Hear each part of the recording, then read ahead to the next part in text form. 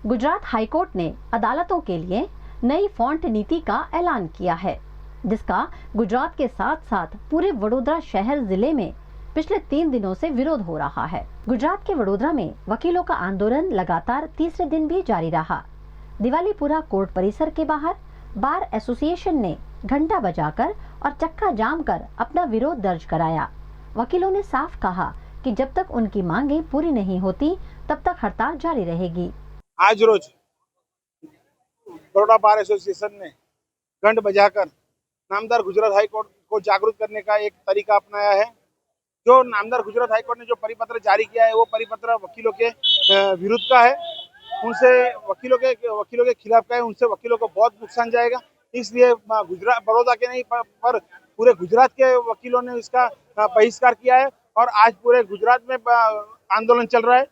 जब तक ये गुजरात हाईकोर्ट ये परिपत्र वापस नहीं लेती है तब तक हम ऐसे आंदोलन करते रहेंगे। और हम आज घंट बजाकर नामदार गुजरात हाईकोर्ट को हमने जागरूक किया है कि आप जागो और हमारे साथ जो ये गलत किया है वो आप वापस। इस दौरान वकीलों ने कोर्ट परिसर में मौजूद अन्य वकीलों और लोगों से भी आंदोलन में शामिल होने की अपील की। प्रदर्शन में बड़ौदा बार एसोसिएशन के अध्यक्ष हसमुख भट्ट, महासचिव रितेश ठक्कर, उपाध्यक्ष नेहल सुतरिया समेत के वकील बड़ी संख्या में मौजूद रहे। आज तीजा दिवस से हड़तालनो અને આ સતત ચાલુ રહેશે જ્યાં સુધી હાઈકોર્ટ જે પરિપત્ર આપ્યો છે, જે સમજી વિચાર્યા વગર આપ્યો છે, એ જો પાછો લેવામાં નહીં આવે તો આ સતત ચાલતું રહેશે ને ગુજરાતના તમામ બારો અને ડિસ્ટ્રિક્ટ બારોને અપીલ કરવામાં આવે છે કે તે પણ આવી હડતાલમાં જોડાય, જેથી આવો પરિપત્ર સમજ્યા વિચાર્યા વગર અને તાલુકા અને ડિસ્ટ્રિક્ટ કોર્ટો સાથે ચર્ચા વિચારણા કર્યા વગર લેવામાં આવ્યો છે, એ પાછો લેવામાં આવે, જેથી અમારી સ્ટ્રાઇક આવી રીતે સતત ચાલતી રહેશે। અને હાઈકોર્ટને વિનંતી કે આવી સ્ટ્રાઇક આગળ ના ચાલે અને કોઈ ગંભીર પરિણામ આવે ના આવી સ્ટ્રાઇકનો, જેથી તાત્કાલિક આવો પરિપત્ર પાછો લેવામાં આવે। वडोदरा जिले के डभोई में भी वकीलों ने इस विरोध का समर्थन किया है और गुजरात हाईकोर्ट की फॉन्ट नीति पर आपत्ति जताई है। गुजरात हाईकोर्ट द्वारा A4 साइज पेपर पर आगे पीछे प्रिंट कर कुछ ही फॉन्ट्स का इस्तेमाल करने के निर्देश दिए हैं, जिसमें वकीलों को दिक्कतें आ रही हैं। डभोई के वकीलों ने भी इस मामले विरोध प्रदर्शन करते हुए कोर्ट की कार्यवाही को बंद रखा। गुजरात हाईकोर्टનો જે પરિપત્ર છે અને તે પરિપત્ર 1/8/2024 થી અમલમાં છે અને તે પરિપત્રમાં લોહત લિપિમાં આંક 1 તેમજ આંક 5 તેમજ બીજી કેટલી એપ્લિકેશન તે લોહત લિપિમાં જ આપણે નામદાર કોર્ટોમાં લોઅર કોર્ટોમાં રજૂ કરવી, એ માર્જિનની પ્રક્રિયા છે તે પ્રમાણે રજૂ કરવી, પરંતુ મુદ્દત રિપોર્ટ અને એક્ઝામિનેશન રિપોર્ટ તેમજ સ્ટે અરજી તેમજ બેલ બોન્ડની જે પ્રક્રિયા છે આ તમામ પ્રક્રિયા આજ દિન સુધી હસ્તલિખિત રિપોર્ટથી કરવામાં આવતી હતી અને તેના કારણે જ કોર્ટની જે કામગીરી છે તે ખૂબ ઝડપથી થતી હતી। પરંતુ આ પરિપત્ર આવ્યાથી કેટલાક સિનિયર એડવોકેટ, જુનિયર એડવોકેટને ઘણી બધી મુશ્કેલીઓ સર્જાય છે। તેના માટે અમે નામદાર ગુજરાત હાઈકોર્ટનો જે પરિપત્ર છે તેમાં ઝડપથી સુધારણા થાય અને તે સુધારણા માટે અમે અમારી રિક્વેસ્ટ કરી છે, રજૂઆત કરી છે। वडोदरा के करजन के वकील भी गुजरात हाईकोर्ट के नए परिपत्र पर 2 दिवसीय हड़ताल पर हैं।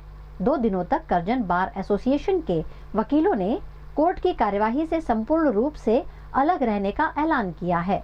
उनका कहना है कि नई फॉन्ट नीति से दस्तावेज बनाना और उसे कंप्यूटराइज्ड करना काफी मुश्किल है। वकील एकता जिंदाबाद, वकील एकता जिंदाबाद, परिपत्राने रद्द करो, रद्द करो, परिपत्राने रद्द करो, परिपत्राने रद्द करो, वकील एकता जिंदाबाद, वकील एकता जिंदाबाद।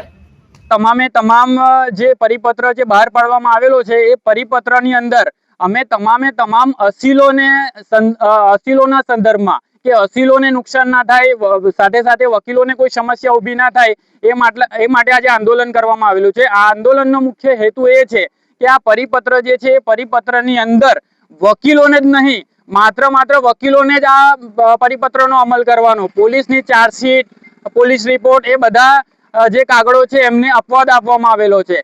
તો આ બંધારણના આર્ટિકલ 14 પ્રમાણે ઇક્વાલિટી બિફોર ધ લો એટલે કે દરેક વ્યક્તિને સમાન અધિકાર આપવામાં આવેલો છે। તો પછી પોલીસને આમાં અપવાદ કેમ આપવામાં આવેલો છે? એમાં ચાર્જશીટની અંદર એ સાઇઝનો સમાવેશ કરવામાં કેમ નથી આવેલો, એમનો રિપોર્ટનો સમાવેશ અંદર કેમ નથી કરવામાં આવેલો? તો અમારો એ બાબતે વાંધો છે। બીજી વસ્તુ કે દૈનિક પ્રક્રિયામાં, દૈનિક કાર્યવાહીની અંદર કેટલાક રિપોર્ટો જેવા કે એક્ઝામ્શન રિપોર્ટ છે કે એમાં મુદ્દત રિપોર્ટ છે, એવામાં હાથથી લખીને તાત્કાલિક ધોરણે અમારે રિપોર્ટ આપવાના હોય છે. હવે એવા સંજોગોની અંદર જો અમારી પાસેથી ટાઈપિંગ વાળા કાગળો અને આ પરિપત્રને અનુલક્ષીને અમારી પાસે જો કાગળો માંગવામાં આવે તો અમે ક્યાં પ્રિન્ટર લઈને કોર્ટની અંદર જવાના છે?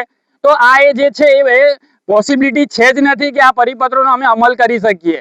એટલા માટે હાલનું આંદોલન જે છે એના વિરોધમાં કરેલો છે અને જ્યાં સુધી આ પરિપત્રમાં કોઈ પણ જાતનો યોગ્ય અને વ્યાજબી ફેરફાર કરવામાં નહીં આવે ત્યાં સુધી અમે આ આંદોલન ચાલુ રાખીશું.